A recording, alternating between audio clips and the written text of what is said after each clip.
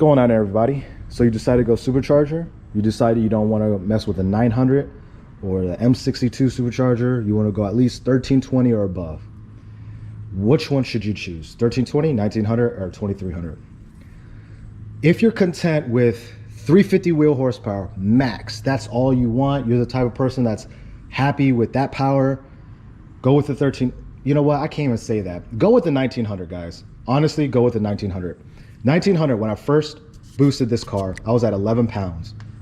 When I finally put the full bolts on with the downpipe, I was pushing 360 something wheel horsepower at 11 pounds of boost.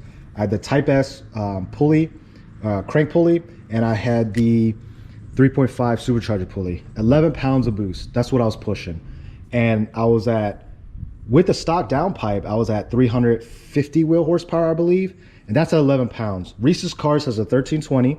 He's maxed out. He has a 9th gen crank pulley, 2.8 Supercharger pulley, and he's pushing 15 pounds of boost, but he's maxed out. Unless he starts doing major motor work, that Supercharger, or unless they figure out a smaller Supercharger pulley or a bigger crank pulley for these cars, he's maxed out at 15 pounds.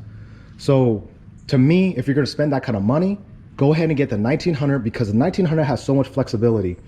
You could go from 11 pounds, and from my calculations, when I fully rebuild this motor and I want to max out the 1900, I'll stick with the 9th gen crank pulley, 2.8 Supercharger pulley, and that should net me in the high 20 PSI range. So the flexibility from 11 to the high 20s, you know, you have it with the 1900. Now the 2300, I have no idea.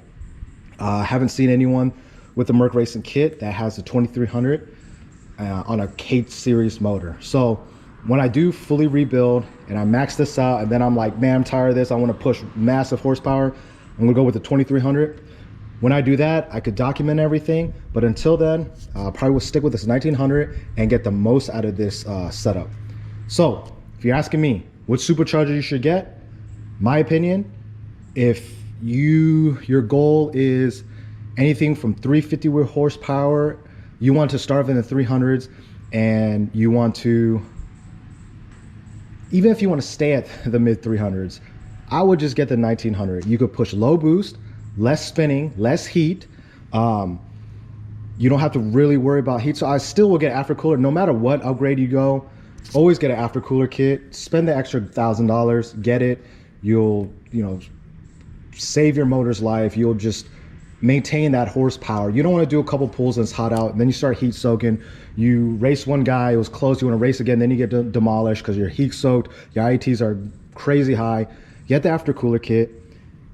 If you had to choose, if I had to do it all again, and if you want to keep with the stock motor but have the flexibility, I would get the 1900. 1320, I mean, if you really have to, like I said, you'll max out the 1320 at 15 pounds of boost, and you'll just be in the mid 300 wheel horsepower range. And to me, it doesn't give you any more flexibility. Now, if you're looking for the range of like in the 200s to 350, yeah, get the 1320. But to me, it doesn't justify to spend that kind of money when you could spend extra $200 to $400 extra for the bigger 1900. So that's just my opinion. Go with the 1900. And yeah, till next time.